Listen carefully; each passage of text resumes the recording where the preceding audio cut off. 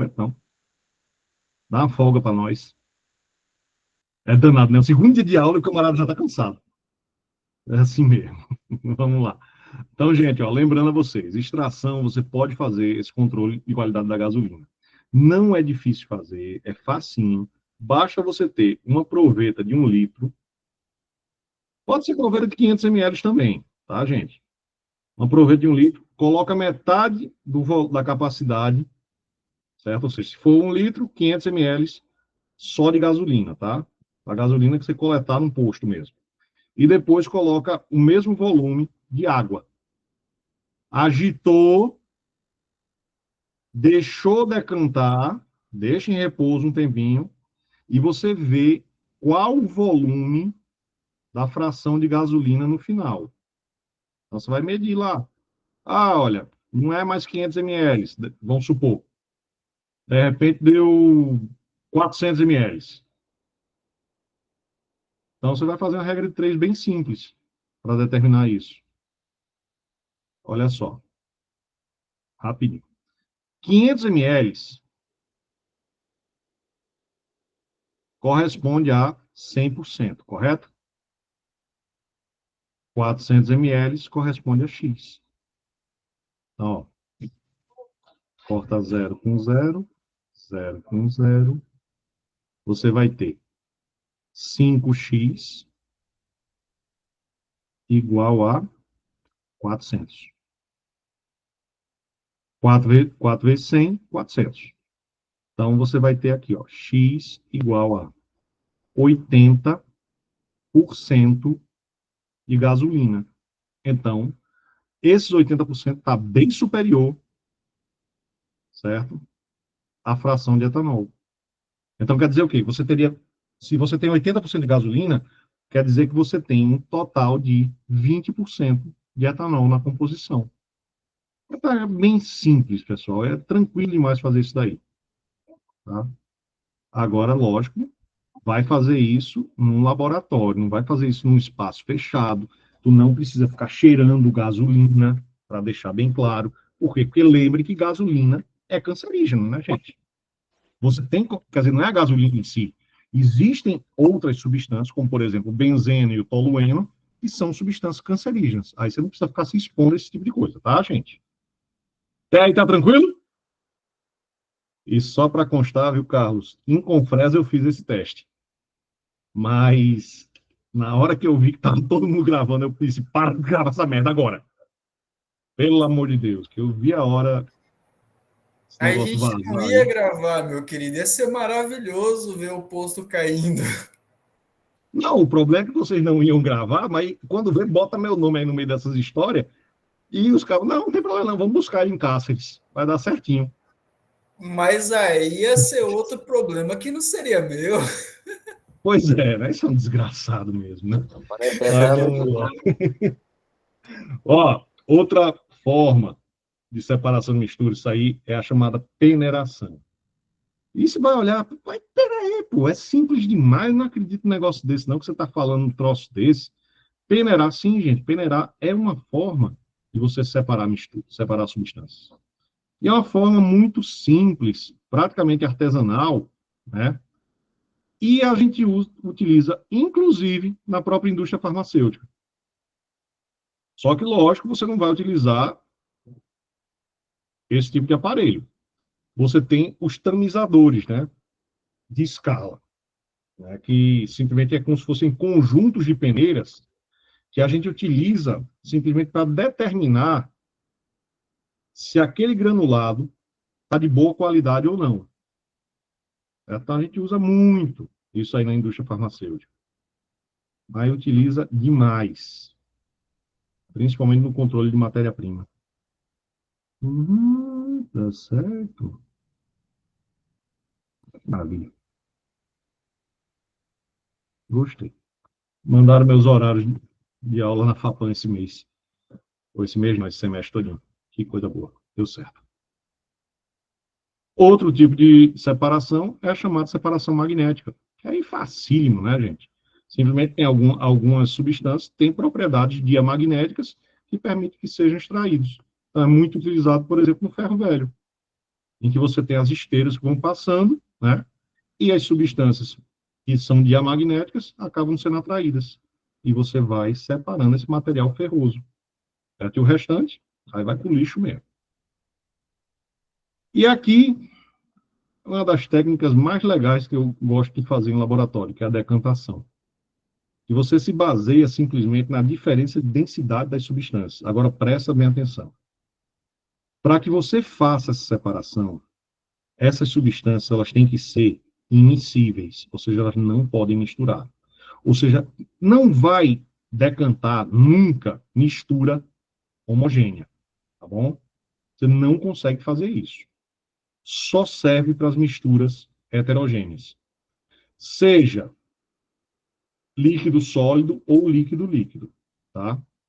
Então, na decantação, isso aí a gente teve uma sorte muito grande aí em Aripuanã, que nós conseguimos fazer uma visita. Foi um dia inteiro a gente visitando, e a gente deu uma sorte maior ainda, que permitiram que a gente fizesse isso no sábado, né, cara? Para o pessoal de engenharia civil poder presenciar a decantação da água, né? Como é que é feita nas unidades de tratamento. E o pessoal da agronomia também pôde observar esse negócio. Cara, isso foi muito legal, velho. Foi uma prática maravilhosa. Inclusive, pode observar, nessa decantação, eles utilizavam também, isso pode ser adicionado para poder facilitar, nos tanques de decantação, eles adicionavam a solução contendo sulfato de alumínio. O sulfato de alumínio que ajuda a coagular a matéria orgânica.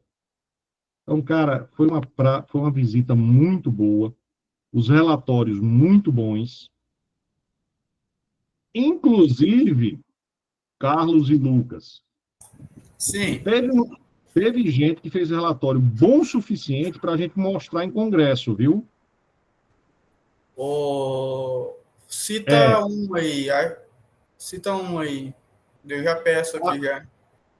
eu acho que foi o grupo da Camila. O relatório foi tão bem feito que a gente poderia usar isso daí para fazer uma palestra, uma comunicação oral. Mas quem quiser, a gente pode ainda tentar fazer uma coisa um pouquinho diferente. É tentar pesquisar, porque tem locais no Mato Grosso que eles estão utilizando uma fibra vegetal para poder fazer esse processo de decantação com mais facilidade, que é o extrato da cáscara negra. Eles estão utilizando. Isso aí dá artigo. E dá artigo interessante para a gente fazer. Certo? Então, ó, na decantação, o que é que vai acontecer? Simplesmente, você vai, literalmente, jogar a água em reservatórios de grande volume, certo? Com agitação muito lenta, que vai fazer com que a matéria orgânica vá sedimentando aos poucos. E a água vai ficando só na superfície. Então, com o passar do tempo, essa água que está escorrendo aqui está descendo só água mesmo. A matéria orgânica está ficando no fundo do tanque. Tá bom? Então, dê uma olhada direitinho. Isso aí dá um artigo bacana. Aquela O visitação do que a gente fez. Lucas e do Christian também ficaram muito bom. Inclusive, acho que o Foi! Lucas ainda tem as fotos. Isso. Se a gente pegar aquilo dali, dá para colocar como resumo em algum congresso, algum simpósio. Isso conta para o currículo de todo mundo. Pro de vocês e para o meu. Eu Daí não sei orienta se isso. já tem o relatório feito, mas as fotos eu sei que tem. Pois é, se eu formatei esse computador há pouco tempo, mas eu acho que se alguém tiver algum relatório, a gente pode sentar para ver isso. Tá certinho, Eu viu? vou dar uma verificada aqui e já te retorno aí. Tá, beleza. Vamos aqui, ó. Outro método, a filtração. O que seria do café se não fosse o papel de filtro, hein? Pelo amor de Deus, né, gente? Vamos combinar, certo? Lá na Turquia, o povo usa o café sem filtrar, viu? O café, literalmente, o pó vai todo para o fundo. Ou seja, você não consegue aproveitar o café todo. E na minha religião isso é um pecado. Café é até a última gota. Mas assim, a filtração você simplesmente vai. A teoria é a mesma da peneiração. Partículas menores passam. partículas maiores vão ficar retidas, tá? E a gente também pode fazer a chamada filtração a vácuo. Na filtração a vácuo, a diferença é, você vai utilizar simplesmente uma bomba de vácuo para auxiliar. Você vai ter esse aparelho aqui, que é o chamado Kitasato. Aqui em cima você tem o chamado funil de Bunker, né? Tu coloca aqui um filtro, um papelzinho de filtro, no mesmo formato do funil, é bem facinho de fazer isso, né? E aqui você vai conectar uma bomba de vácuo. O que é que vai acontecer? Vai diminuir muito a pressão nesse recipiente e o fluido ele passa a ser do lugar de maior pressão para o lugar de menor pressão. Então, você filtra muito rapidamente isso, tá? E outra forma, e essa outra forma de você separar é a chamada dissolução fracionada. E é muito utilizada a dissolução fracionada, por exemplo, na mineração. Por quê? Porque ela se baseia na diferença de solubilidade dos componentes. Então, o ouro bruto, ele vem sempre misturado com cascalho. Quando você joga o mercúrio, que é um metal líquido, o mercúrio ele consegue dissolver o ouro. Ele não dissolve o cascalho. Então, o que é que acontece?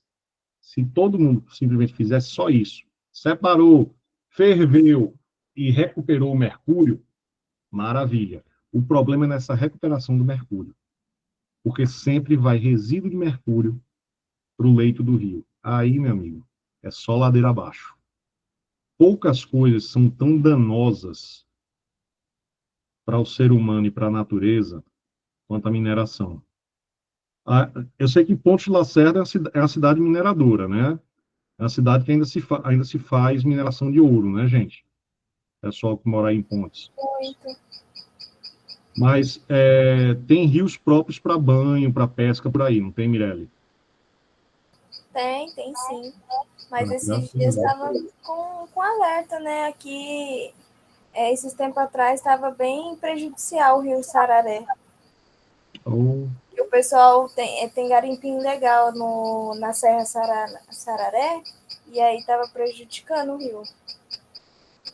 garimpo ilegal para mim é prisão perpétua, sabia? Juro.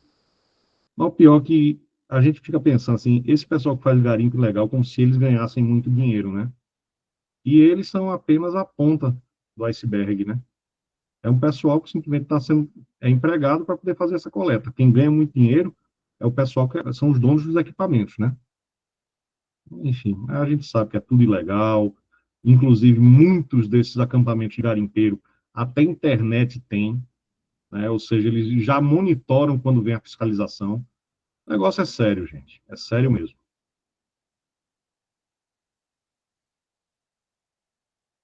Ué. Olha só, gente. Vamos aqui. Isso aqui eu estou fazendo, é como se fosse uma simulação. O que é que a gente poderia fazer, por exemplo, para separar sal de cozinha da areia? Alguma sugestão?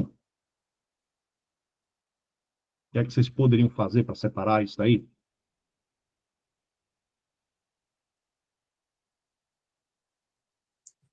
Decantação ou precipitação, professor? Você faria o que primeiro, Daniel? Me diga aí. Eu acredito que decantação, né? Certo. Então, no caso, o que decantar é você literalmente deixar a mistura parada e esperar que ela separe. Daria para usar dissolução fracionada, usando água. Sal E dissolve, fica só areia. você jogaria água. E Beleza. passar na peneira não dá certo, não? Não? Assim, pode ser, se for uma peneira muito fina e o sal for refinado, né? Pode ser que o sal passe. Mas eu acho que a maioria do. Enfim, por mais refinado que o sal seja, vão ter grânulos que vão ficar retidos. Você não aproveitaria tudo, não. Então, assim, quando faz a dissolução fracionada, não. Água e cloreto de sódio vão ficar dissolvidos. E depois disso? Aí você tem água, cloreto de sódio e areia. E agora, o que é que você pode fazer?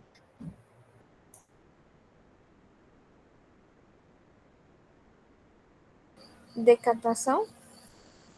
Filtração. Você vai ter que esperar. Tá certo, não está errado não a decantação.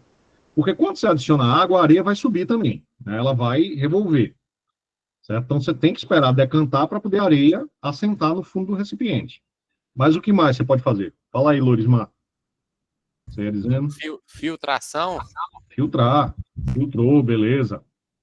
A areia vai ficar retida. E agora, para recuperar o sal? O sal e a água.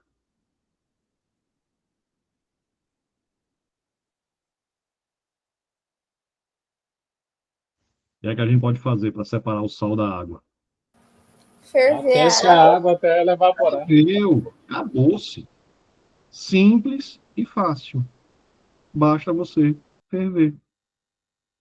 Gente, mas aí a gente não recupera a água, meu amigo. O objetivo não é recuperar a água, o objetivo é recuperar o sal. Vamos deixar isso bem claro, tá, gente? Quer dizer que esse sal é próprio para consumo? Não. Vamos lá. As impurezas químicas você consegue eliminar desse jeito. Mas se esse negócio aqui caiu na areia e tiver algum coliforme, tanto que nem se usa mais o termo coliforme fecal, né? Simplesmente se fala coliformes totais. Os coliformes podem passar aqui, viu? Passam no filtro. Ou seja, mesmo você fervendo esse sal, pode ter uns restinhos de cocô no sal. É bom que dá um tempero especial na comida. Nada legal de se fazer, né? Gente, vamos aqui. Mas aí não é aquele processo do sal no processo de refinaria que tirava todas essas impurezas? Sim, no processo de refinamento do sal, você consegue tirar a maior parte das impurezas. Consegue tirar, sim. Não quer dizer que o sal refinado seja um sal saudável. Assim, vamos lá, vamos deixar bem claro isso, né, gente? Existe uma recomendação de consumo diário de sal. Qualquer dose que você tomar acima disso, esse sal vai fazer mal. Seja ele sal refinado, seja sal grosso, qualquer coisa, vai fazer mal. Você tem que ter um certo limite nas coisas, tá? E antes que alguém pergunte, não, gente, pelo amor de Deus, não tem o menor sentido você pegar sal grosso, ralar aquele sal, moer aquele sal para poder adicionar na comida. Não tem o menor sentido, como o Laí Ribeiro fica falando aí. Que aquele sal grosso que você adiciona é um sal de baixa pressão. Isso não existe. Cloreto de sódio sempre vai aumentar a pressão arterial. Mas existe uma quantidade que você tem que consumir diariamente. Até porque se você fizer uma dieta com 0 cloreto de sódio, pode ter certeza que futuramente... E quando eu estou falando futuramente, eu não estou dizendo a longo prazo não, tá? Você fizer uma dieta sem cloreto de sódio nenhum, em 3 dias você vai ter uma arritmia cardíaca. E vai morrer. Certo? Porque o coração vai acabar parando em algum momento. Beleza, minha gente? Vamos aqui. Lembrando, agora nós vamos trabalhar com a separação de misturas homogêneas. Opa, peraí. Slide errado. Volta. Oh, Jesus.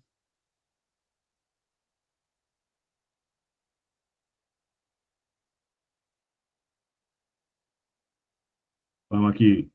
Separação de misturas. Agora as homogêneas. Essas aqui, gente, são aquelas técnicas mais refinadas, que utilizam mais aparelhagem, mais tecnologia.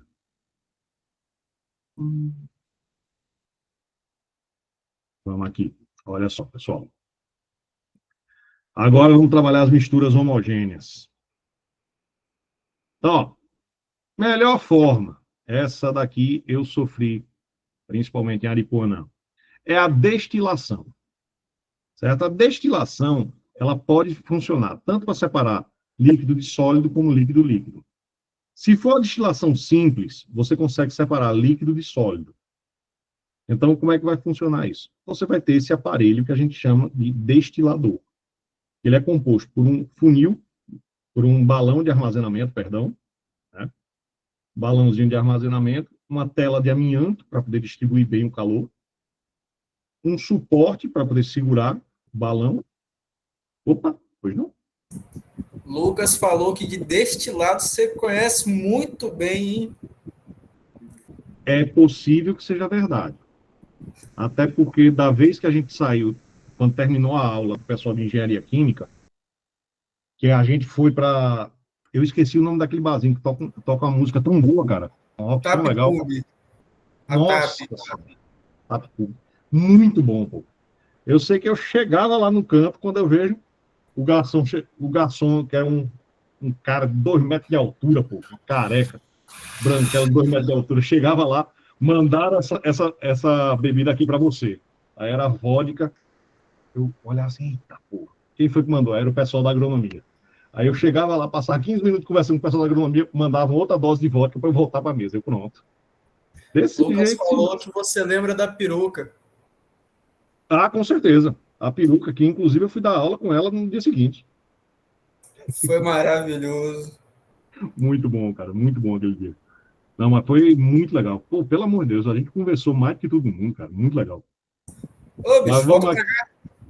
Ah, cara, eu quero. É o que eu falei, pô. A Unemat, ela tem que abrir concurso quanto antes.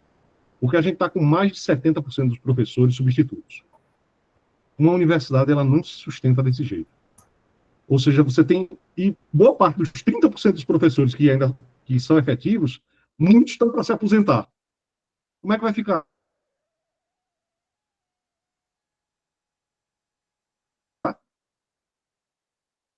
Por incrível que pareça, gente, tem cursos, olha que absurdo, que o coordenador do curso é um professor substituto. O coordenador do curso é um professor substituto. Imagina como é que um professor substituto vai chegar para um professor efetivo e dizer assim, olha, tá tendo muita reclamação na tua aula, tu tem que mudar. É capaz do professor olhar para a cara dele e dizer assim, ó, não vou mudar não, daqui a pouco tu sai da coordenação, fica na tua. Tem que ter concurso urgente, urgente, minha gente. Desde 2013 não entra um professor efetivo na Unemat. Como é que vai continuar desse jeito? Vamos aqui, ó. Ó, o que eu estava falando para vocês. Então, por exemplo, nas bebidas destiladas, como o uísque ou a vodka, que tentaram me embriagar algumas vezes aí em Aripuanã, você vai ter simplesmente o material sendo fervido, né? Esse vapor sobe e passa nesse aparelho aqui, que é o chamado condensador. O que é esse condensador? É uma tubulação, certo? E por fora dessa tubulação, você vai ter um recipiente de vidro onde passa água gelada. Então, o que é que vai acontecer? Lembrem-se que as moléculas, as partículas de vapor, elas estão com alta energia cinética, então elas vão bater nesse vidro. Elas vão bater nesse vidro com muita violência, com muita velocidade. Então, bate, bate, e à medida que vão batendo, elas estão batendo numa superfície fria. Então, elas vão perdendo energia térmica. À medida que vão perdendo essa energia térmica, o vapor começa a condensar. Daí o nome do aparelho condensador. Aí basta você ter aqui um recipiente para coletar e você vai ter essa substância cada vez mais concentrada. Então, por exemplo, em algumas bebidas como a vodka, vocês já devem ter visto, por exemplo, algumas marcas de vodka como Orloff ou a Smirnoff, tem lá vodka tridestilada. É porque a bebida, durante o seu processo de fabricação, ela passou 3 vezes pelos aparelhos de destilação. 3 vezes seguidas, esse material foi destilado, para poder concentrar o álcool etílico nessa mistura. Ah, mas não vai evaporar só o álcool, não. Evapora a maior parte do álcool. Uma pequena fração de água. Tá, gente? Isso aí acontece bastante. Já na destilação fracionada, não. A destilação fracionada é uma técnica bem mais refinada. Você consegue separar, por exemplo, líquido de líquido. Então, por exemplo, tu quer fazer o álcool comercial, o álcool ele vem da cana-de-açúcar. Né? Você vai lá, moeu aquela cana todinha, tirou o caldo, botou para fermentar, aí vai ter uma grande mistura de álcool e água. Aí, lógico, filtra para tirar o bagaço e tudo mais, mas você vai ter que fazer a fervura disso daí. Então, para produzir o álcool mesmo, o que é que acontece? tu precisaria de uma destilação fracionada. Então, tem uma certa diferença. Que diferença vai ser essa? O aparelho é o mesmo, destilador, só que tem umas adaptações. Vejam só. Vocês estão vendo esse circuito aqui? Isso aqui é a chamada coluna de fracionamento, que é simplesmente, você vai ter uma parte aqui que vai ter um termômetro acoplado, para você ficar controlando a temperatura. Você já está vendo, está aquecendo demais, desliga o aquecimento. E aqui, vocês estão vendo que dentro do recipiente tem um granulado de vidro. Esse granulado de vidro, ele faz com que o vapor que está sendo formado, porque está evaporando tanto água quanto álcool aqui. Evapora tudo junto. Só que o caminho que o vapor tem que passar, ele é mais tortuoso para poder chegar no condensador. Então, isso aqui ajuda a água a condensar antes de vir para o condensador. Certo? Então, ela vai lá concentrando cada vez mais. Então, aqui você vai ter, simplesmente, você consegue obter, por exemplo, teores de álcool até 95% de pureza. Até 95% de pureza. E os outros 5%? Aí é água. Certo? Sempre vai ter um pequeno percentual de água que vai sair nessa destilação. 95% de álcool. Então, gente, por que é que vai ter essa água? Gente, porque o álcool e a água, eles formam uma mistura azeotrópica. Então, acabam que eles vão ferver a temperaturas muito semelhantes. Então, você acaba sempre destilando um pequeno percentual de água. Tem como eliminar a água e fazer álcool anidro? Tem. Desde que você utilize, por exemplo, o sódio metálico ou magnésio metálico nesse balão aqui. Porque essas duas substâncias em contato com a água, elas reagem muito violentamente com a água e literalmente vão formar, certo, as suas bases, o hidroxissódio ou hidroximagnésio. Aí, esses aí não vão ferver, tá, gente? Nem adianta. Aí, fatalmente, você consegue formar um álcool anidro, ou seja, com 0% de água. Deixa eu só beber um pouquinho d'água aqui, gente, que tá dando soluço. Nossa.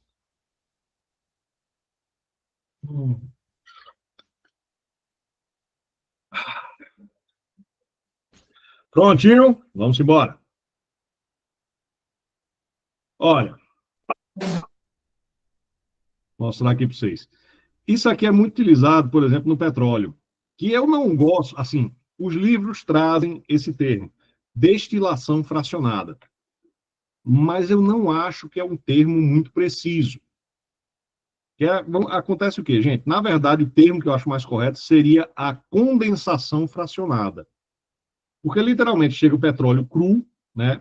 Vai para a fornalha, ferve tudo, certo? E você vai ter colunas de refrigeração, em que você vai passar água a diferentes temperaturas. E você vai conseguir coletar frações mais leves, como gás de cozinha, intermediárias, como a gasolina, o naftaleno, gasolina de aviação, e as mais pesadas, como o diesel, o óleo para navegação, o óleo lubrificante, e, por fim, o piche. Né? Então, vejam que, assim, eu não gosto muito do termo destilação fracionada. Por quê? Porque, simplesmente, com essa técnica aqui, que é usada no petróleo, você está querendo, literalmente, ferver tudo de uma vez só. Você não tem um controle muito grande da temperatura, não. Não da temperatura de fervura, ou seja, da temperatura da fornalha. O controle que é feito é em cima do controle da água de condensação, já que você tem uma torre de condensação que é totalmente controlada, ou seja, com água em várias temperaturas, tá, pessoal? Bom, esse exercício eu vou passar, tá, gente? Deixa eu só ver uma coisa aqui. Eu quero começar com a parte de estudo da matéria e os modelos atômicos. Deixar um pouquinho para segunda-feira, né? Amanhã, porque eu vou mandar essa lista aqui para vocês, eu vou tentar ver se eu mando ainda hoje, tá? Para que vocês possam resolver essas questões, porque durante a aula da segunda-feira, eu vou perguntar algumas coisas a vocês. Vou pedir que alguns expliquem. E lembrando, tanto o pessoal aí de Aripuanã e o pessoal de Cáceres sabem muito bem que eu utilizo muito um critério chamado de CQQ. Lembra desse, Lucas? Como é que eu vou escolher os alunos? Pior que não. CQQ é o critério que eu quiser. Ou seja, durante a correção, eu escolho aleatoriamente alguém que vai responder a pergunta que eu fizer. Ai, caralho, agora ferrou. Por isso, quem passou pelo CQQ, não esquece. Não Eu acho que não escolhe o Alisson, não, tá? Meu Deus do céu, se escolher eu. Vou tirar 10, viu? Tomara. O professor escolheu aleatoriamente as pessoas que menos focavam na aula para responder. É possível que seja verdade isso. Era tão divertido ver o desespero. Ai, a melhor parte da vida de um professor é deixar os alunos aperreados. É nessas horas que a minha internet cai. Não tem problema não, Raíssa. A gente espera voltar. Tá? Nem se preocupe. Mas tenham calma. Vai dar tudo certo. Prometo a vocês. Ó, garanto. Você vai Pode perguntar ao Carlos e ao Lucas. Ia ou não ia muita gente no quadro responder as questões? Sim, era divertido pra caramba, menos quando era comigo. Mas quem ia para o quadro aprendia ou não aprendia? Aprendi. A base do desespero, mas aprendi. Aprendia. Mas eu já falei, rapaz, não existe ganho sem dor. Certo? É aquela coisa, você vai na academia, malhou perna, no dia seguinte você está todo dolorido, parecendo uma senhora de 68 anos de idade caminhando. Ó, Mas é assim que a coxa fica grossa. Tem que malhar. Lucas aqui, só que a minha parte do desespero era para falar na frente das pessoas. Eu tenho um certo problema com isso, não pela parte dos cálculos, para isso é de boa. Agora, falar... Acontece, cara. Eu também tinha muito problema para falar em público antigamente. Bem antigamente. Mas tinha. Ô, professor, Pois não, Alisson. acho que perdi Alisson. uma parte aí. Eu fui tomar uma água. O que era mesmo essa questão de respostas, perguntas e respostas? Não, eu vou escolher alguns alunos aleatoriamente para poder responder algumas questões e explicar para o pessoal. Ah, tá, Eu não beleza. tem como sair não, gente. Ó, a melhor forma que tem de você aprender qualquer matéria é você chegar e tentar explicar para alguém. Pois não, Anderson? Anderson? Fala aí, Anderson.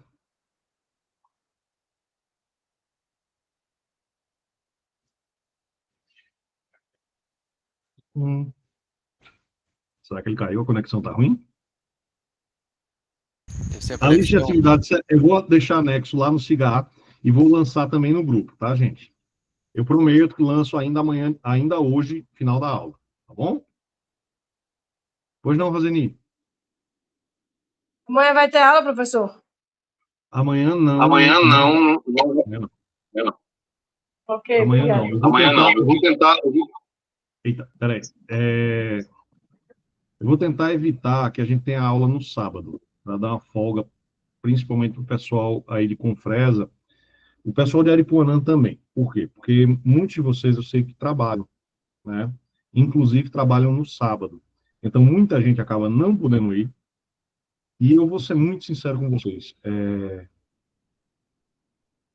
Final de semana é dia para se estar com a família. Tá bom? Oi, Vanessa. Pois não. Oi, professor, eu fiquei meio perdida. Tem um grupo da sala? Como que é? Tem um grupo da sala. A gente colocou aqui no chat o endereço. Tá. Quer dizer, o endereço não, o link, né? Perdão. Que é o endereço que vai dar lá no mesmo jeito, né? Tá, ok. O Lorismar acabou de copiar agora, tá certo? Tá Aí tenta certo. entrar no grupo também, que eu já mandei. Eu vou até fazer o seguinte: quando todo mundo estiver no grupo, me fala direitinho. No final da aula, eu vou mandar de novo todos os arquivos, tá? Porque teve muita gente que entrou depois, não vai ter acesso a esses arquivos. Tá bom? Me lembre. Agora, presta atenção. Me lembrem no final da aula.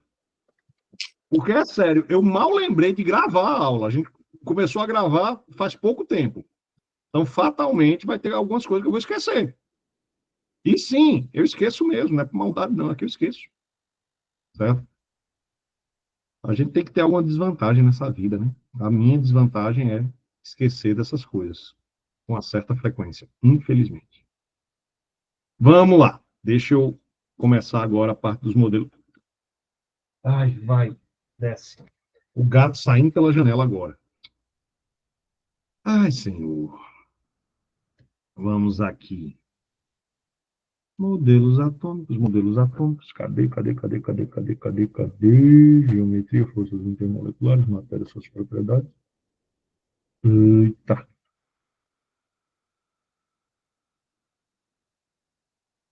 Estrutura atômica, tá aqui. Pronto. Vamos começar.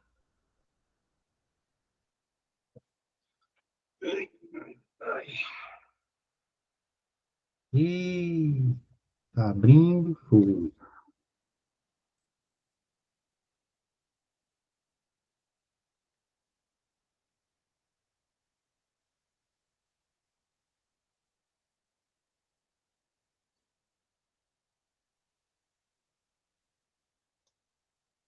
Deixa eu compartilhar aqui a tela com vocês.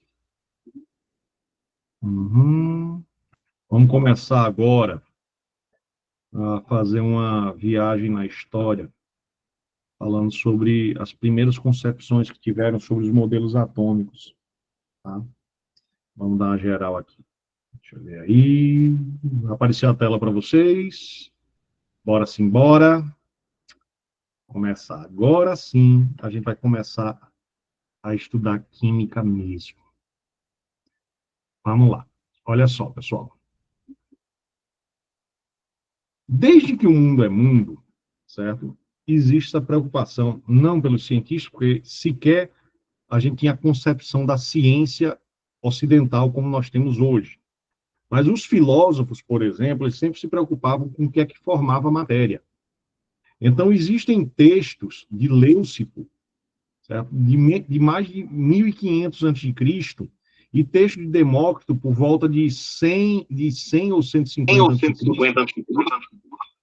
100 ou 150 a.C., que simplesmente eles descrevem os princípios fundamentais da constituição da matéria. Por exemplo, Demócrito, ele falava, desde 150 a.C., a ideia do átomo, que vem do grego, né? Átomo quer dizer não divisão, ou seja, algo que não se divide. Então, esse modelo, e isso é importante que vocês compreendam, é um modelo que tem zero experimentação. É um modelo baseado na lógica e na dedução. Ou seja, literalmente, esses caras imaginaram, certo, que haveria um ponto em que a matéria não consegue se dividir. E, assim, vamos combinar, parece fácil, né? E é isso que eu queria que vocês compreendessem. Parece muito fácil você imaginar, porque assim, qualquer um pode chegar hoje e dizer, não, imagina um galho de madeira e você vai partir ele em dois. Você vai precisar de uma força para partir esse galho. Aí você pega metade daquele galho e parte ele em um quarto. Você precisa de mais ou menos força para fazer isso. Mais força. Mais força, você partiu em um quarto. Agora tu vai partir em um oitavo. E vai precisando de mais e mais força. Intuitivamente, você já sabe que vai chegar um ponto que você não vai ter força para partir o galho com as mãos. Aí você, sei lá, vai usar 2 alicates. Tudo bem, ferramentas cada vez melhores. Mas vai chegar um ponto que não tem força e aparelho que você vai conseguir utilizar para poder dividir a matéria. Esse ponto de não divisão, certo? É que eles chamavam de átomo. É aquele que não divide mais. Então, gente, mas isso aí é fácil de entender. Eu poderia ter pensado nisso. Então, né, gente? Lembrem que esses caras tiraram essa concepção apenas da lógica e da dedução. Imagina só tudo que a gente já sofreu durante a escola para fazer para usar, não é nem fazer, vamos deixar isso bem claro, né? Por exemplo, para você colocar na prática o danado do teorema de Pitágoras. E você vem, ó. Tá lá o triângulo retângulo. Aí você tem. E agora eu escrevi um triângulo isósceles. Parabéns, Flávio, que talento. Se quisesse escrever um triângulo isósceles, eu não conseguia. Mas vamos lá. O triângulo retângulo, do tipo escaleno. Então, você tem um ângulo reto aqui, belezinha. Então, você tem um lado, a hipotenusa, A, o cateto, que é B, e o outro cateto, C. E você chegou nesse ponto e vai. Você lembra que a hipotenusa é igual ao cateto ao quadrado, mais o outro cateto ao quadrado. E quantas vezes você foi, beleza, tu sabe, tu tem o valor da hipotenusa, é só elevar ao quadrado, o cateto é só elevar ao quadrado, quanto é que é o outro cateto? Aí tu vai, soma, vai lá, soma, subtrai, e no final das contas tu vai e erra. Mas dá, dói. Gente, para deixar bem claro, quantas vezes eu não fiz esse troço, errava, e ficava, mas onde foi que eu errei? Mas vai ser burro assim, na caixa prego. Porque não é possível que um cabra, chamado Pitágoras, que viveu entre 400 e 500 antes de Cristo, ele simplesmente criou esse teorema do nada, da cabeça dele, há 2.500 anos atrás. E você só tem que vou fazer aplicar. isso, e você só tem que aplicar. E eu ainda faço errado. É divertido. Mano, não, é aquela coisa. Se botarem salada no almoço, eu mando adicionar alfafa junto. Porque, nossa senhora, me dá muita raiva o camarada simplesmente, há tanto tempo atrás, certo? Conseguir fazer uma coisa brilhante feito essa, e eu só vou aplicar. Que ainda erro. Esses caras, sim, eram muito inteligentes. A gente, hoje, só tem que aplicar. A gente só tem que aplicar o que esses caras desenvolveram há séculos e séculos atrás. Então, ó, Aristóteles, por exemplo, ele dizia que toda matéria é constituída por porções diferentes dos 4 elementos. E na época, a ideia de elemento químico, elemento da natureza, vamos deixar bem claro, não era nem elemento químico, era elemento da natureza. A química não existia.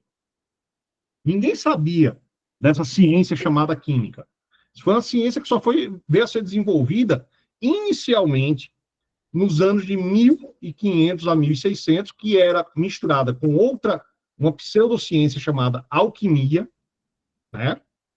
E só veio a se tornar a ciência moderna por volta de 1750. Tá bom? Então, na época, o conceito de elemento químico é muito diferente do que a gente tem hoje. Os 4 elementos fundamentais eram a água, o ar, a terra e o fogo. Os caras só tinham 3 estados da matéria. Hoje nós temos 7, né? Pois é. Sim, que a gente consegue delimitar, que a gente consegue conceituar e delimitar muito bem. Que é o sólido, líquido, gasoso, plasmático e o luminoso.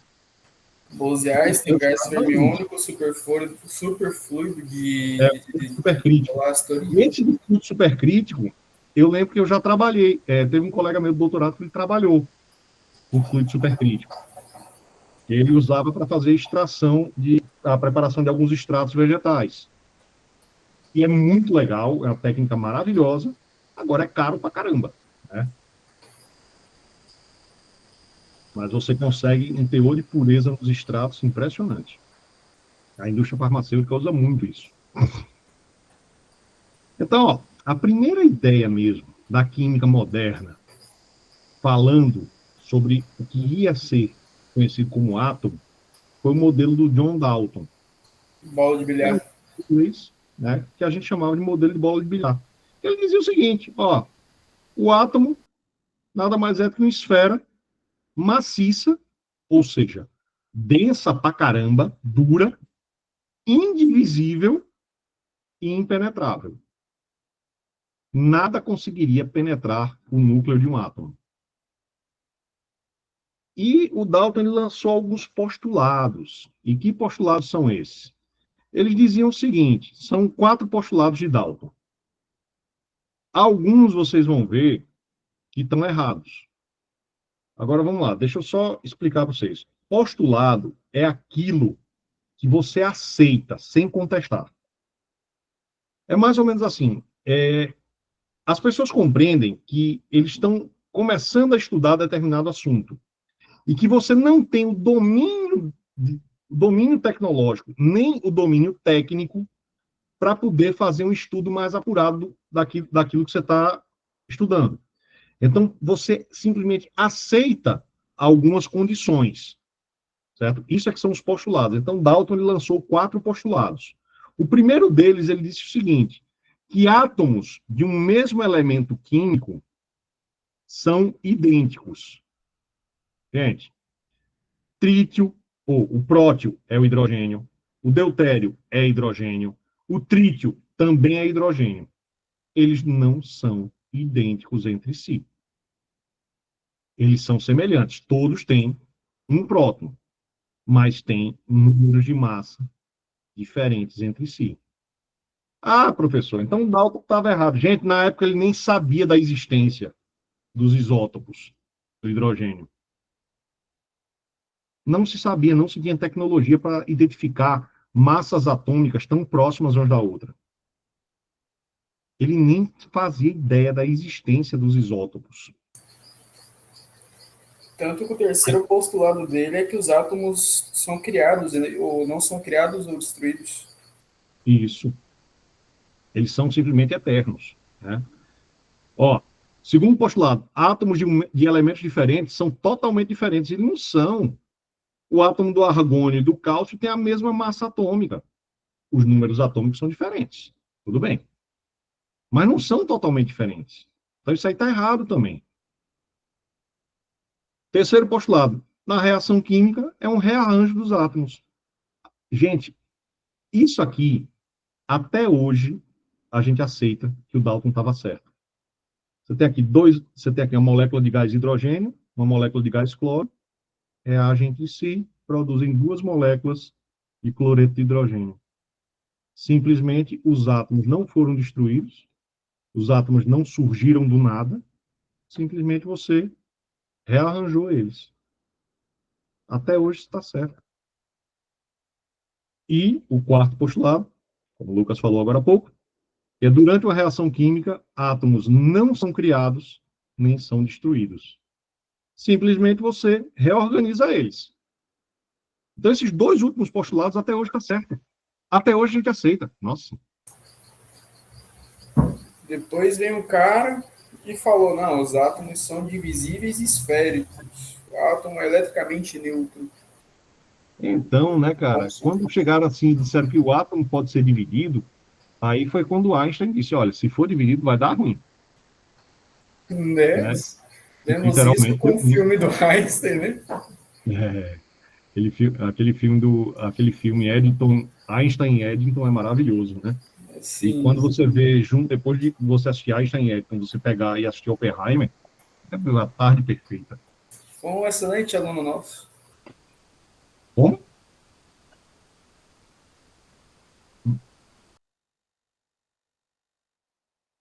Vamos aqui. Ó. Então, ó, esse modelo do Dalton, ele perdurou por muito tempo, mais ou menos 93 anos, até que chegou outro químico, também inglês, né, o Joseph Thomson, né, e estabeleceu outro modelo atômico. Bom, eu falo isso em todas as turmas que eu dou aula, gente. Não perca seu tempo decorando os modelos atômicos. Entenda o que foi que levou um cientista a propor um novo modelo atômico. A partir do modelo de Thomson, nós temos os chamados modelos experimentais, ou seja, foram feitos experimentos para poder fazer com que ele propusesse um novo modelo atômico. Tá? Então, que experimento foi esse? Bem, o Thomson ele utilizou um aparelho chamado ampola de Crookes, que é um aparato em que você tem um circuito elétrico, né? E dentro desse aparelho você vai ter uma pequena quantidade de gás, um chamado gás rarefeito, né? Ou seja, pouco gás para muito espaço. E você lança algumas descargas elétricas. Então, logicamente, o circuito tem que estar fechado, né? Você vai ter um polo negativo, que é o cátodo, ou seja, os cátions vão se direcionar para esse polo, e vai ter um polo positivo, que é o ânodo, para onde os ânions vão migrar. E o que é que o danado do Thomson observou? Independente do material utilizado no circuito elétrico, sempre apareciam os chamados raios, que ele deu o nome de raios catódicos, tá? Que eram emissões que apareciam sempre que ele muda, independente do material que ele utilizava. Sempre apareciam esses raios catódicos. Então, como eles estavam saindo do polo negativo, né, do cátodo, aí ele deu o nome de raios catódicos. O problema é, ele não compreendia o que eram esses raios. E ele começou a dizer, não, a gente tem que fazer, né, vamos modificar um pouco esse experimento. Porque normalmente só ensinam a gente na educação básica que havia esses raios catódicos, e os raios catódicos eram os elétrons. Mais ou menos, né? Vamos lá. O que é que ele fez? Ele propôs algumas modificações na ampola de Crookes. Primeira modificação foi o seguinte: ele introduziu, ele estava preocupado em identificar qual era a natureza desses raios. E ele introduziu entre o trajeto dos feixes duas placas carregadas eletricamente. Uma carregada positivamente e a outra carregada negativa. Ele viu o seguinte, que sempre que mudava o material, o raio formado era sempre atraído para o polo positivo. Sempre. Ele sofreu um pequeno desvio para o polo positivo. Então, quando ele entendeu, pô, mas vai sempre para o polo positivo, quer dizer o quê? Que a natureza elétrica desses raios é negativa, porque está sendo atraída para o polo positivo. Então, ele disse, ó, esse raio é eletricamente negativo. Outro experimento que ele fez, deixa eu mostrar aqui, dar um zoom aqui para vocês, foi colocar uma pequena ventoinha no meio do trajeto. E o que é que ele percebeu? Que sempre que havia essas descargas, a ventoinha, ela não está ligada a nenhum circuito elétrico, tá, gente? Literalmente, esses raios batiam na ventoinha e faziam ela girar. Então, quando ele entendeu isso, ele, peraí, se algo está fazendo um corpo se movimentar, é porque esse algo tem massa. Então, ele disse, olha, primeiro, a natureza elétrica desses raios é negativa. Segundo, esses raios são dotados de massa. Não é energia propriamente dita. Tem matéria. Ou seja, se tem matéria, é porque tem massa e ocupa um lugar no espaço. Então, ele fazia essa ventoinha girar. Então, aí é que ele propôs, certo? A ideia que nós temos um átomo, ele não é indivisível, não. Existe uma parte do átomo que está sendo transferida para esses raios aqui. E essa aqui é a foto do aparelho original utilizado por Thomson. Aqui tem uma placa, aqui em cima tem outra, certo? Ele sempre vai sendo desviado para o polo positivo. Tá, gente? Então, ele fez algumas observações, né? Pois não, pode falar. Estou ouvindo.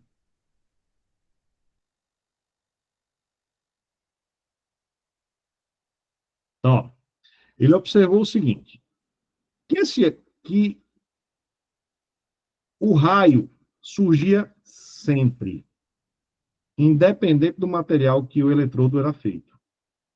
Ele era negativo e possuía massa. Então, a conclusão ele chegou o raio era composto por partículas negativas muito leves, porque ele tentou calcular a massa desses raios. E ele chegou a um valor de 1/1860, que é simplesmente dizendo, ele diz o seguinte: o elemento mais leve que se conhecia na época era o hidrogênio, e até hoje é. Ele tem massa atômica de 1 grama por mol de hidrogênio. Ele encontrou uma substância, certo? Um elemento químico que era 1.860 vezes mais leve do que o hidrogênio e que estava presente em toda a matéria. Então ele chegou à conclusão que essa coisa que ele descobriu, esse raio, está presente em toda a matéria. Toda a matéria tem esses benditos elétrons, já que a natureza da matéria era elétrica. Então, todos os elementos químicos eram compostos por elétrons. Pois não, Lívia? Só uma dúvida. No caso, aí eles ainda não conheciam a questão dos elétrons, mas eles já tinham noção de cátions e ânions. Então, eles tinham noção de polo positivo e negativo. Por isso recebia o nome de cátodo e ânodo. Né? Então, cátodo seria o polo negativo, ânodo seria o polo positivo. Tá? Mas, assim, eles não conheciam nenhuma partícula menor do que o átomo. Então, assim, a gente pode dizer que o Thomson, ele foi o descobridor da primeira partícula subatômica, que é o elétron. Mas eles já tinham noção da natureza elétrica, de boa parte da matéria. Só não sabiam que toda matéria tinha natureza elétrica, que toda matéria era constituída por elétrons. Isso eles ainda não sabiam. Tá? Só a partir do Thomson que todo mundo descobriu isso. Então, ele propôs a ideia aqui. O átomo seria uma esfera positiva, uma esfera homogênea com massa positiva, incrustada com pequenas partículas negativas e distribuídas de forma a anular toda essa carga positiva. Então, a partir daí, ele disse, olha, se tem essas partículas menores do que o átomo, é porque o átomo é divisível. Opa, deixa eu ver. Sara, pedindo para entrar. Pois não, Sara?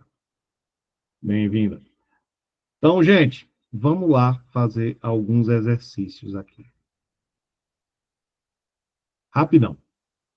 Só para vocês me dizerem se é verdadeiro ou falso essas 4 afirmações aqui. Na figura B, fica evidenciado que os raios catódicos se movimentam numa trajetória linear. Então, vamos lá, figura B. Vamos trabalhar ela um pouquinho.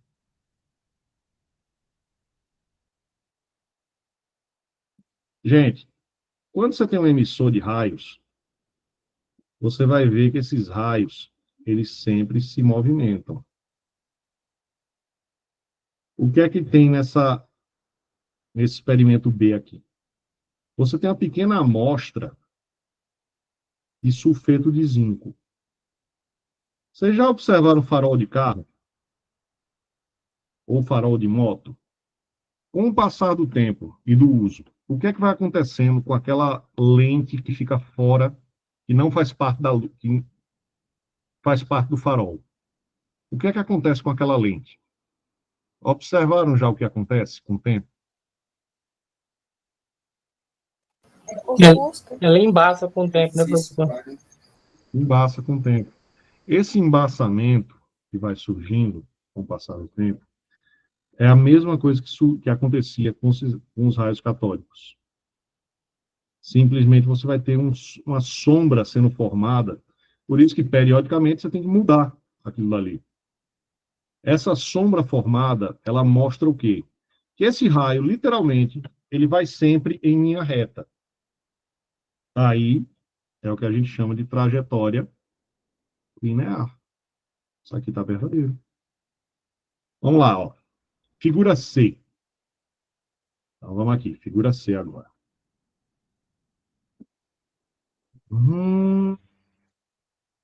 Figura C. Verifica-se que os raios catódicos apresentam carga elétrica negativa. Está verdadeiro ou falso isso? Pelo que vocês estão vendo aqui na figura C. Deixa eu dar um zoom nela. Falso, professor. Para facilitar a vida de vocês. Esses raios têm natureza positiva ou negativa? Negativa? Negativa. Por quê? Porque pelo que eu tô vendo aqui, acho que essa sombra ela tá indo em direção da carga negativa. Da carga? Negativa. Positiva. Positiva. Positiva. Ele está sofrendo desvio para carga positiva. Ah, tá. Tá? Certo. Aham. Tá bom, gente? Então, isso aqui também está verdadeiro. Terceira. Os raios catódicos são constituídos por partículas alfa.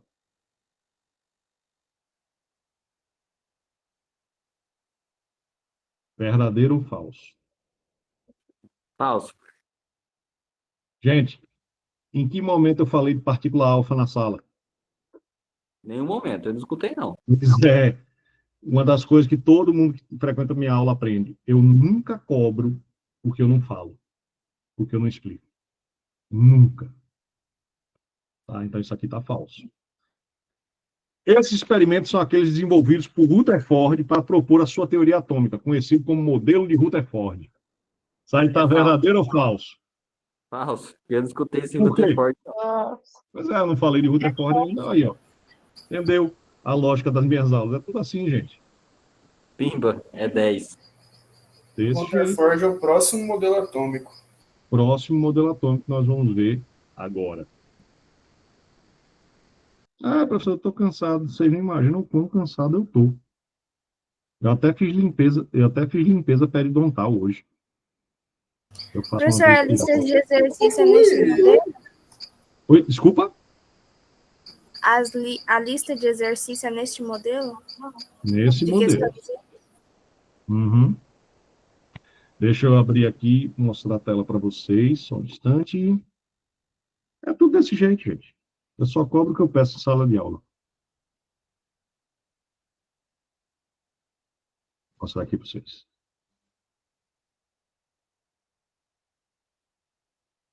Apareceu a tela. Agora foi. Vamos lá. Segunda parte dos modelos atômicos. Essa parte aqui é legal. Olha só. Vamos falar um pouquinho do modelo de Rutherford.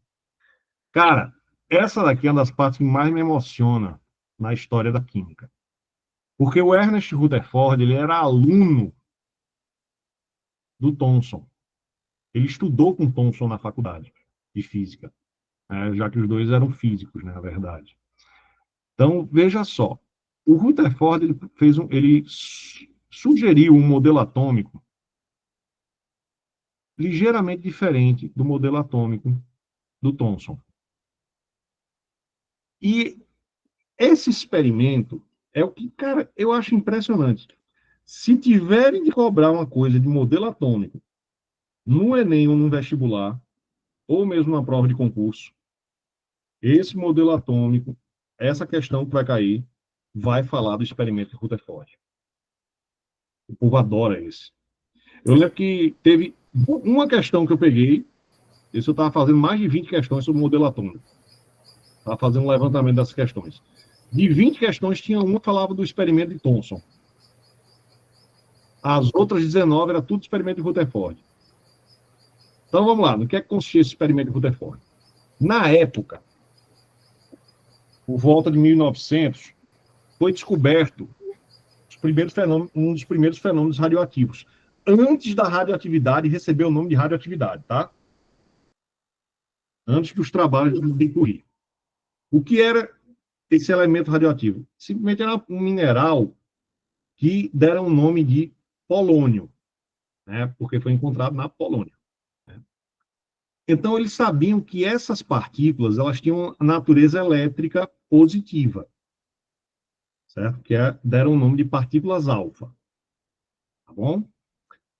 Eles pegavam esse material, o Rutherford ele pegou esse material e deixou esse material dentro de um bloco de chumbo. Por quê? Porque sabia-se que o chumbo conseguia segurar essas partículas alfa. E tinha um buraco, certo? Para fazer o quê? Para poder centralizar esses raios. Então, quando ele queria dar um disparo, ele abria esse orifício aqui.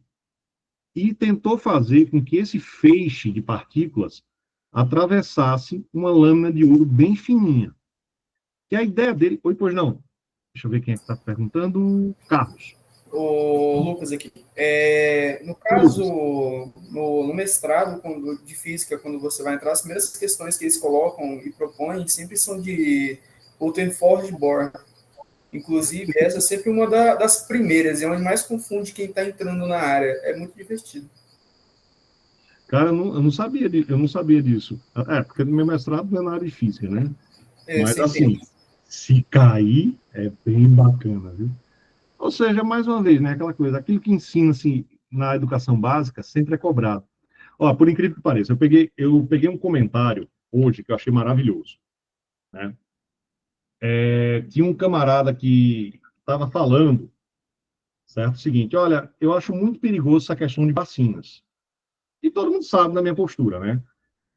Se tiver vacina, me dê. Eu estou topando tomar. Adoro vacina. Aí o camarada disse, olha, porque eu acho que é muito perigoso a pessoa tomar vacinas.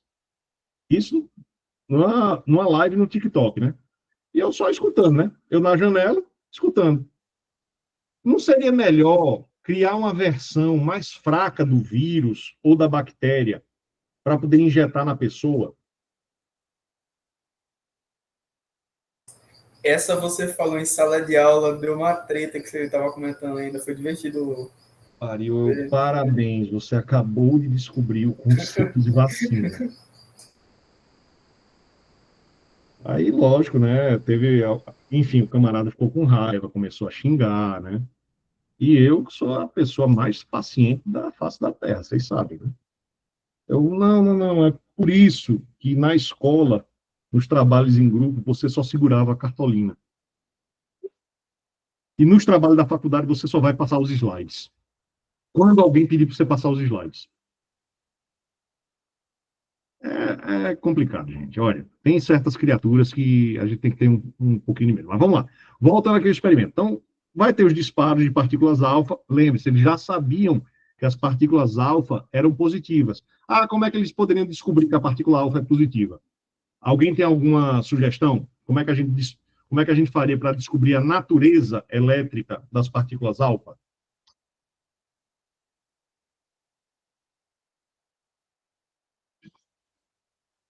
Alguém? Não, dessa vez não. Dessa vez, não? Colocaria uma placa, algo negativo? Minha garota, orgulho de Flavinho. Basta você colocar placas carregadas eletricamente, uma positiva e uma negativa. Faz o feixe passar no meio e vê para onde está desviando. Do mesmo jeito que foi feito com os elétrons. Muito bem, Mirelle. Gostei. Orgulho de Flavinho. Então, vamos lá. Aí, o que é que acontece? A ideia dele era fazer que essas partículas positivas batessem na lâmina de ouro e arrancassem os elétrons. Certo? E ele fez o quê? Ora, se elas vão bater nessas lâminas de ouro, essa lâmina de ouro, em algum momento, certo? Nós vamos ver eles atravessando essas lâminas e marcando o filme fotográfico. E a grande maioria fez isso mesmo. Atravessou a lâmina e se concentrou aqui. Só que ele viu que tinha pequenas quantidades que estavam sofrendo desvio. Não estava indo centralizado como era para ir. Algumas desviavam, e outras desviavam até mais.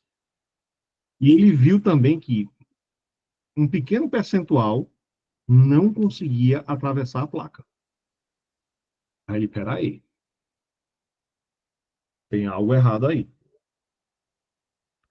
Eu sei, ele disse, olha, que essas partículas são positivas. No átomo, a gente identificou o quê? Que teria alguma coisa positiva no átomo. Porque para ter algo negativo, tem que ter algo positivo para poder compensar. Então, ele fez algumas observações. Primeiro, que a maior parte das partículas alfa atravessa a lâmina de ouro sem sofrer desvio. A que conclusão ele chegou? Que há um grande espaço vazio no átomo, por onde as partículas alfa atravessam.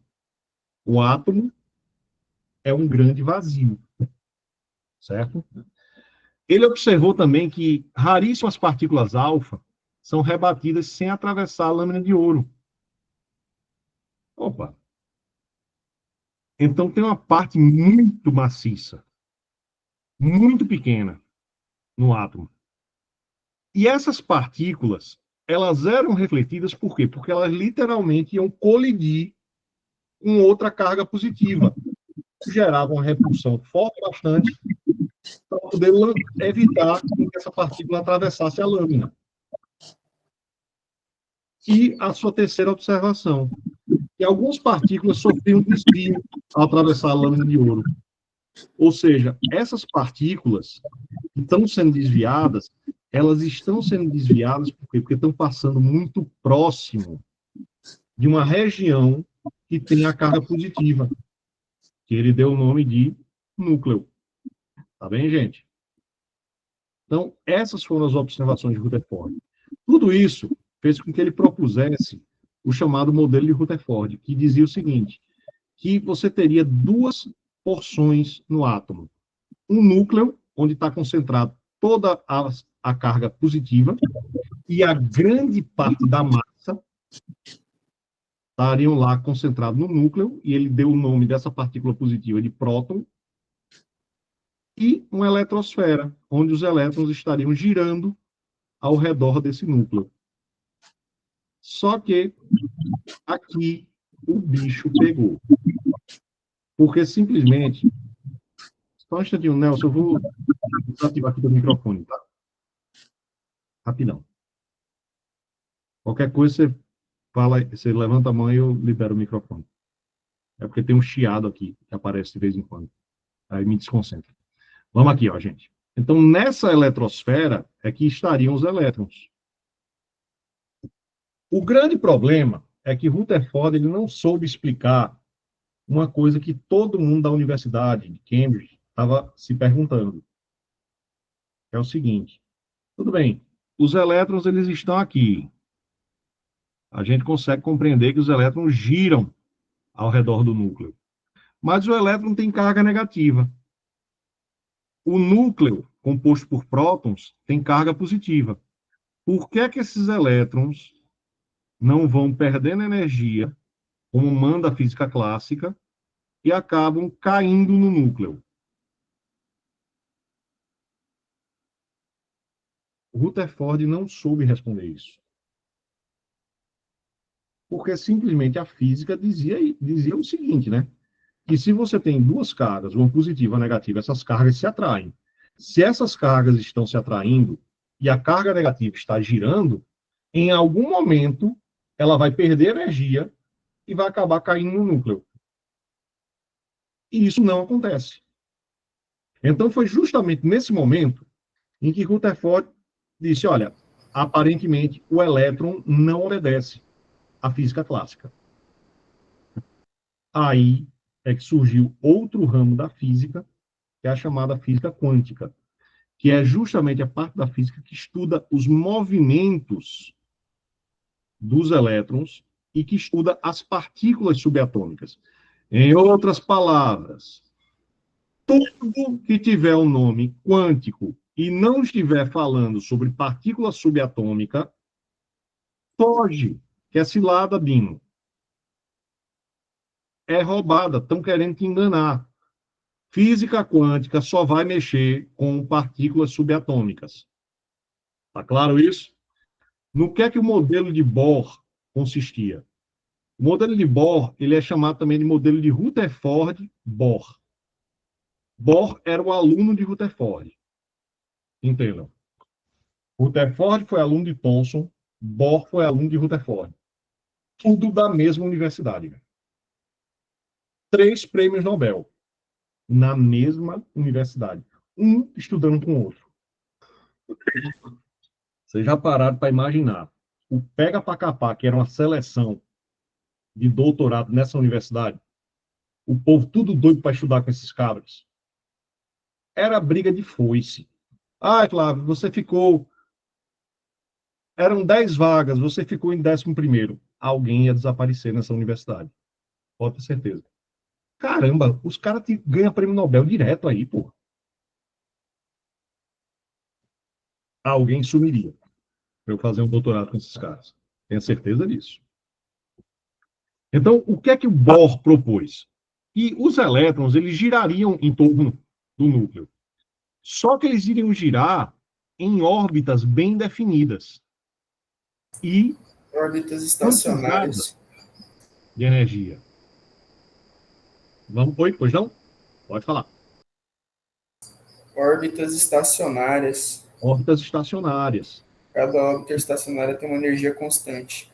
Exatamente. E essa energia não iria decair. Ele não vai perder energia. Ah, mas por quê? Não sei. Só sei que foi assim. Então ele disse, olha, não dá para explicar por quê. É um novo ramo da ciência que estava surgindo nessa época. Então o Bohr ele lançou postulados, ou seja, você não consegue provar. A gente aceita. Até que futuramente tenha tecnologia o bastante para você poder fazer experimentos que confirmem esses postulados ou refutem esses postulados. Então ele disse, ó, os elétrons giram ao redor do núcleo em níveis de energia. E a gente sabe que isso é verdade, até hoje. Cada nível de energia possui um valor de energia característico. Quanto mais externo estiver o elétron, mais rápido ele gira. Certo? Um elétron não pode ocupar o espaço entre 2 níveis de energia. E até hoje a gente aceita isso. Isso é uma das coisas que eu acho mais legais. E até hoje a gente vai e estuda esses modelos aqui.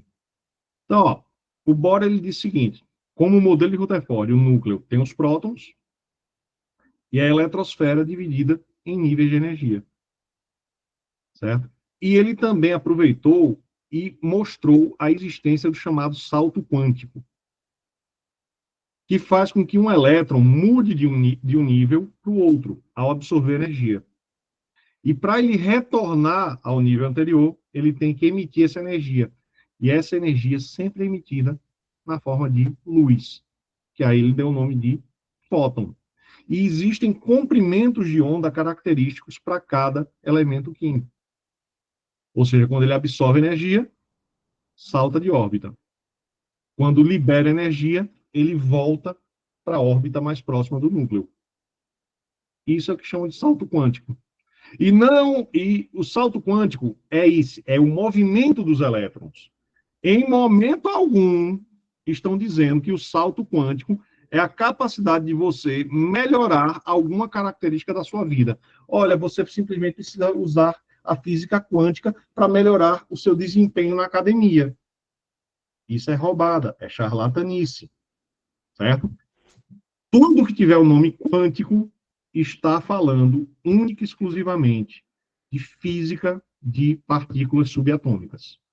Tá bom? Não vai cair nessa enganação.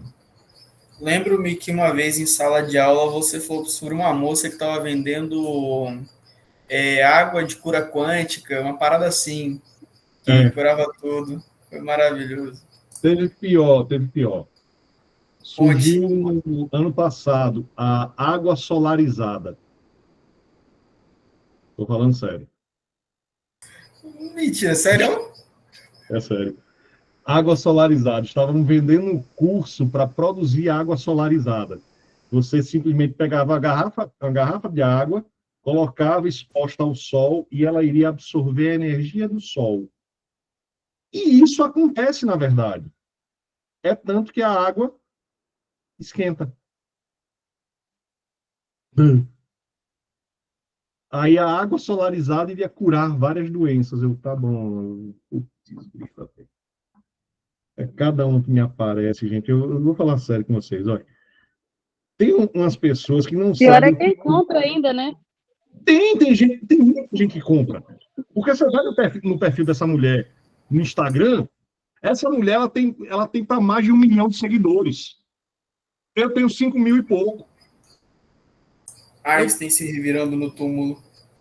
Mas não tem nem dúvida. Gente, isso aí é muito absurdo, é muita charlatanice. E eu sou muito sincero com vocês.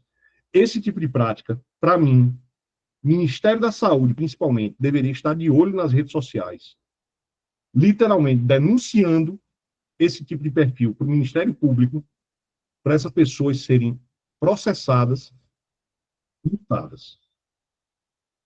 Dinheiro de trouxa é o lucro do malandro.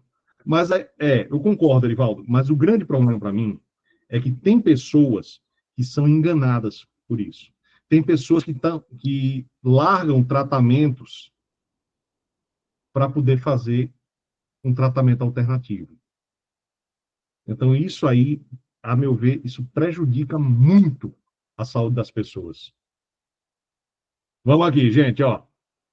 Lembrando, ó, salto quântico. Ao absorver energia, o elétron salta para um nível mais externo, ou seja, que tem mais energia. Ao retornar ao nível original, ele libera a energia que absorveu na forma de luz, os chamados fótons. E cada elemento químico emite uma luz com cores características devido à diferença de distância entre os níveis de energia. E isso aí a gente pode observar muito, por exemplo, nos fogos de artifício. Lembrando a todos vocês, ao soltar fogos de artifício, deem preferência sempre a fogos de artifício que não façam barulho. Tem criança autista que entra em crise por conta de fogos de artifício, com esse barulho dos rojões. Tem gente que tem a brilhante ideia de soltar fogos de artifício perto de hospital. A gente não é proibido você buzinar próximo de hospital. Aí o cara acha que pode soltar fogos de artifício. Aquelas pessoas estão se recuperando, precisam descansar. E também tem muito bicho, muito cachorro, muito gato, que morre de medo de fogo de artifício. Então, lembre-se, se vai soltar fogo de artifício com rojão, tem toda um protocolo de segurança para você utilizar. Se é um fogo que faz muito barulho, primeiro você pega o rojão, enfia no seu e acende, tá bom? Essa é a forma correta. Se exploda, infeliz, que gosta de fazer barulho, ou coisa para eu ter raiva. É fogos de artifício que fazem barulho. No mínimo, é criminoso, para mim. Tá, gente?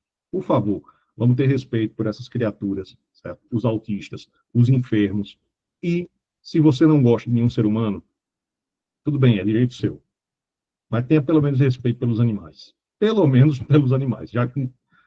Enfim, eu não acredito que a pessoa odeie o mundo inteiro. Tá? Então, ó, como é que a gente comprova o experimento Professor, de Bohr? volta lá naquele slide. Oi? Volta lá naquele slide, no anterior. Lógico.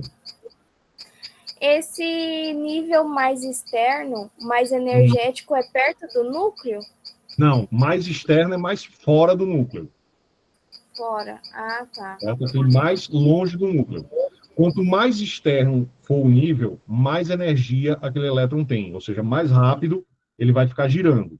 Tá? Até para ele então poder quanto sustentar. mais perto do núcleo, mais fraco é o elétron. Menos energia ele vai ter. Muito bem. Olha só. Então, o Bohr ele começou a estudar os chamados espectros de emissão. Como é que funcionava isso? Bom, você tinha simplesmente uma lâmpada que lançava, irradiava o átomo, né?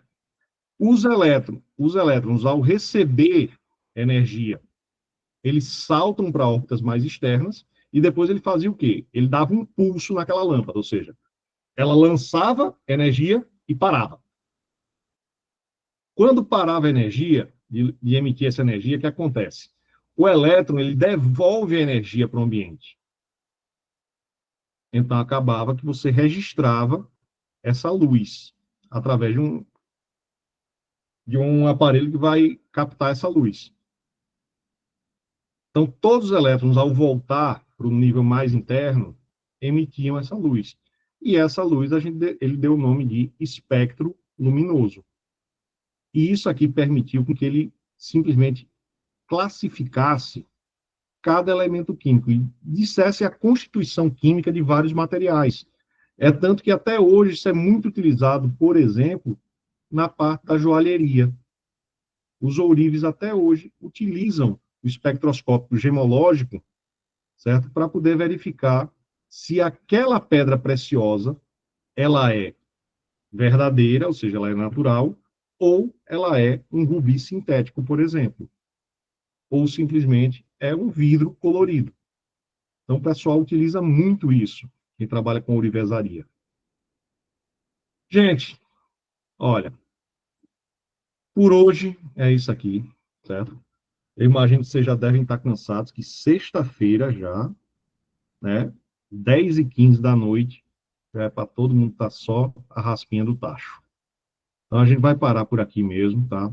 Vou lançar, deixa eu... Eita, pô, lembrei. Vou lançar as aulas, vou mandar as aulas todas novamente lá, viu? Só Não um tá instante. faltando o modelo atômico? A gente vai ver o modelo de Sommerfeld ainda. É o de Sommerfeld e o de Schrödinger. Esse aí vai dar tempo de ver. Pelo menos nessa aula. Não deu é tempo de muito ver. bom. Eu vou te mandar uns memes do gato. Manda, o gato Schrödinger, eu adoro essa parte. Avise Schrödinger que eu estou vivo. É, de lascar, rapaz. Pobre do gato. Sofreu mais que tambor de apanhou mais que tambor de candomblé. Ah, vamos lá.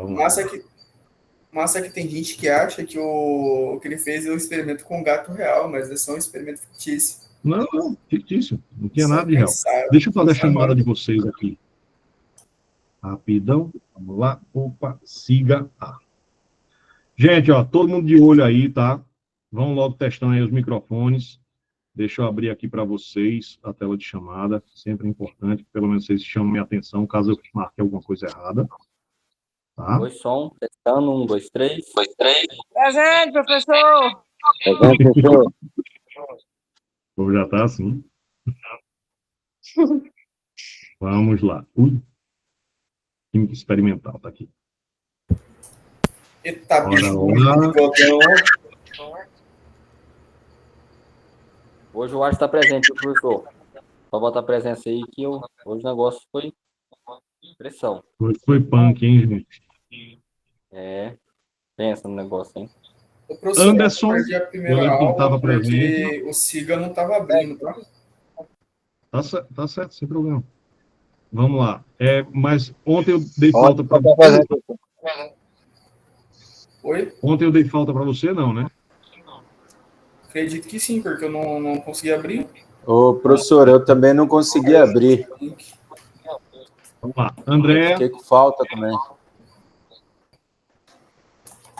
André. É, professor, tô aqui, olha. André, se encontra? Presente. Ah, tá. Arivaldo tá aí. Arthur. Presente. Bruno. Presente, professor. Camila.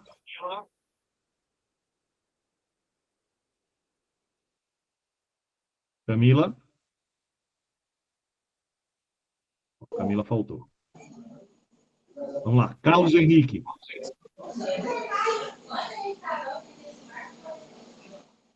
Carlos Henrique. Ele tá aí, professor.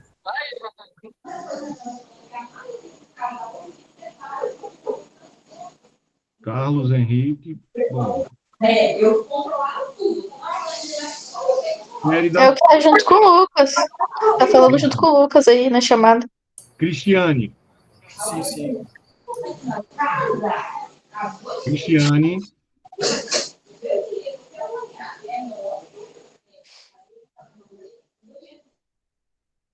Cristiane faltou. Vamos lá. O senhor pulou a Sherida, professor. Não, eu marquei aqui presente. Aqui, ó. Era ela que estava com o microfone ligado? Era eu mesmo. Daniel. Presente. Débora. Presente. Deildo. Deildo. Presença. Aí. Diane. Presente, professor. Dilzilene. Presente. Duckley. Getúlio. Duckley. Deixa eu ver. Aí, tá presente. Levantou a mão. Emanuele. Emanuele.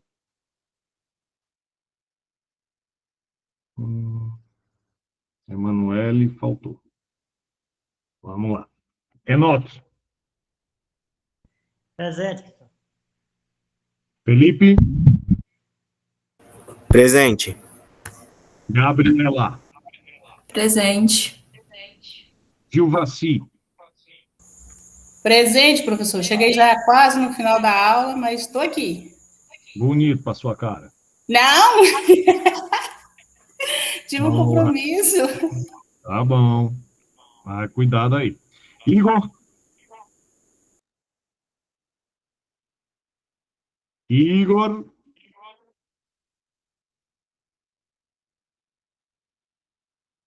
Igor faltou. Ingrid. Presente. Isabela.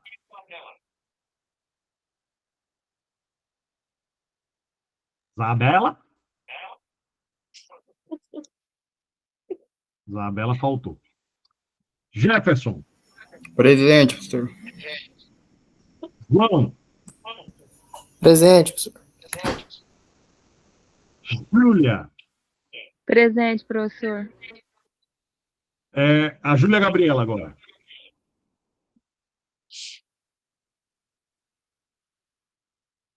Júlia Gabriela.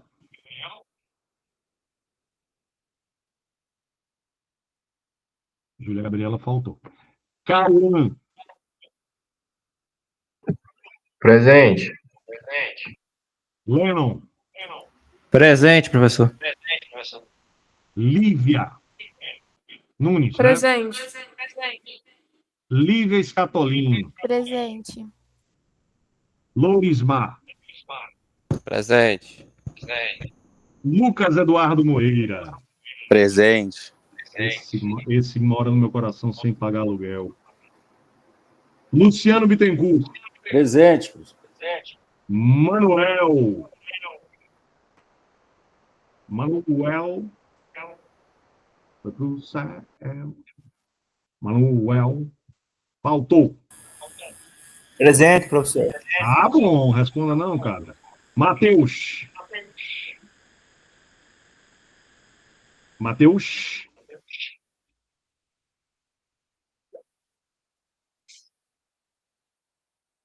Mateus. Faltou. Vamos lá. Mila.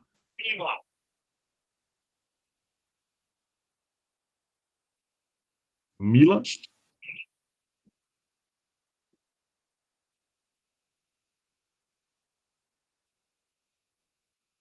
Peraí, Manuel tá presente. Mila, faltou. Deixa eu ver. Mirelle. Vou nem ousar dizer que essa mulher faltou, porque, né? Vamos lá, ela participa. Nelson. Presente, professor. Odilon. O Vascaíno. Tá aí, Odilon?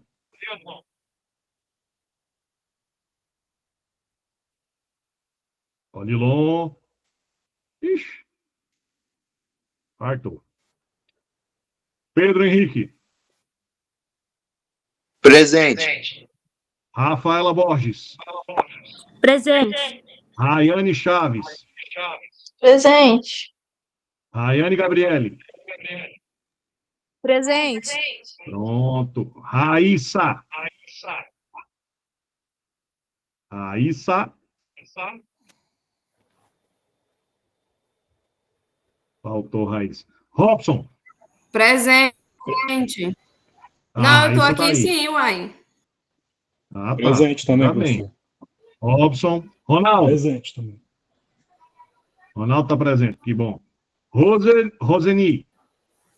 Presente, professor. Sara Madalena. Presente, professor. Soeli Clock. Presente. Isso ali. Tatiane. Presente. Tuane.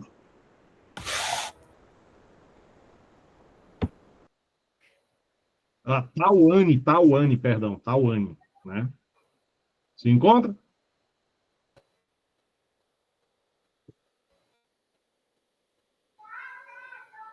Tauane faltou. Thalita. Presente.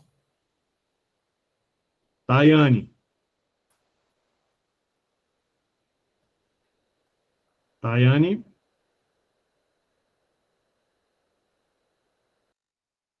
Tayane faltou. Vamos lá. Tiago Flores. Presente. Tiago presente. Valentina.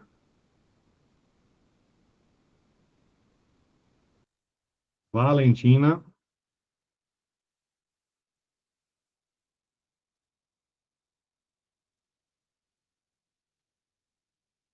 Valentina faltou. Vanessa. Presente. Vanessa Giacomini. Presente. Waliston. Aoba. Aí, oba. Yankee.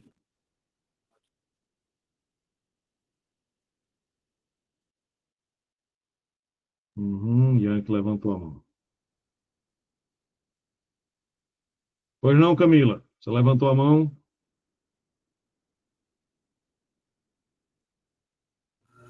Eu estou presente.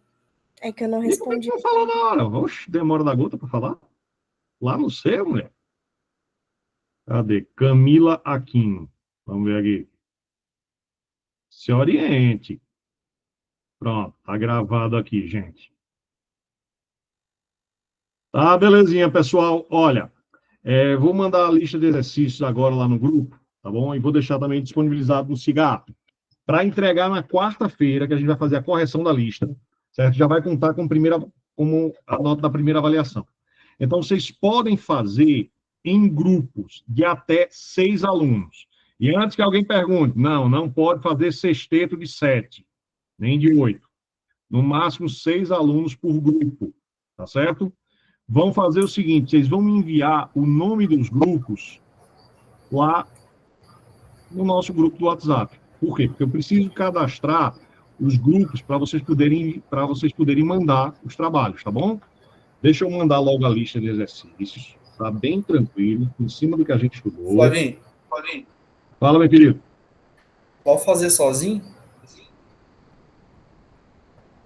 Pode. Fechou. Pode. Não vejo problema quanto a isso. Mas a lista é tranquila. O Lucas está de penetra aqui, assistindo a aula comigo, que ele falou que não quer perder aula nenhuma sua. Oh, meu Deus. Obrigado, Lucas. Obrigado, cara. Deixa eu falar aqui no grupo. Vale, me Deus, eu perdi o grupo. Onde é que está esse grupo? Docentes, Neure... achei. Química experimental. Achei. Vamos lá. Ó, deixa eu mandar aqui. Tudo que a gente viu até hoje e a lista de exercícios. Ai, minhas costas.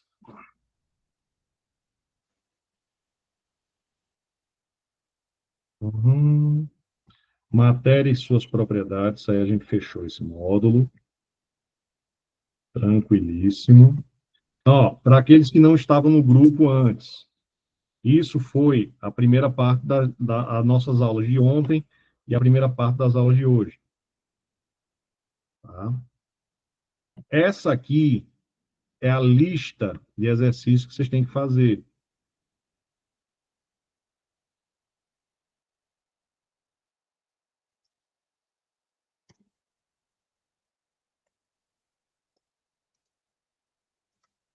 Essa lista aqui. Certo? E deixa eu mandar aqui os slides de modelos atômicos. Modelos atômicos, cadê? Estrutura atômica, maravilha. Oh, coisa linda essas aulas estão.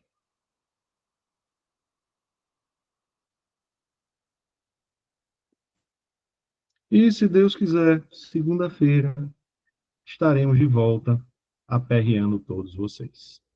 Tá bom? Gente, amanhã não, né? Domingo eu começo a pegar a estrada para voltar. Então, assim, por favor, fiquem atentos no grupo. Se houver algum problema na segunda-feira, porque, vamos lá, deixa eu deixar bem claro. Eu vou voltar para a cidade de Cáceres e saio domingo. Por quê? Porque eu quero aproveitar esse último sábado com minha família aqui. Tá? Assim, eu poderia começar a viajar logo amanhã, mas eu optei por passar uma última noite, um último dia com minha família aqui. Tá? Então, assim, é uma escolha minha mesmo. Tá? Eu assumo completa responsabilidade. Mas o que é que acontece? Na segunda-feira, eu vou tentar pegar umas 12 horas de estrada para poder chegar, se não me engano, pronto. Domingo eu vou dormir numa cidade chamada Rui Barbosa, na Bahia. Na segunda-feira eu vou tentar dormir numa cidade, a primeira cidade de Goiás, que é chamada de Posse. E vou tentar ver se, eu não lembro o hotel lá, se a rede é boa, certo? Que dê para a gente ter uma aula online. Mas se der problema, eu vou avisar todo mundo com antecedência e vou passar uma atividade para poder repor, tá bem? Mas, por favor, fiquem de olho direitinho no que a gente vai conversar no grupo, tá, gente? Bom? Gente, olá, bom fim de semana para todos. Aproveitem para descansar e tentem passar o máximo de tempo que vocês puderem com as famílias de vocês, tá bom? Olá, beijão para vocês, gente. Fiquem com Deus. Fui! Até mais, professor. Até mais, gente. Se cuidem. Boa noite, professor.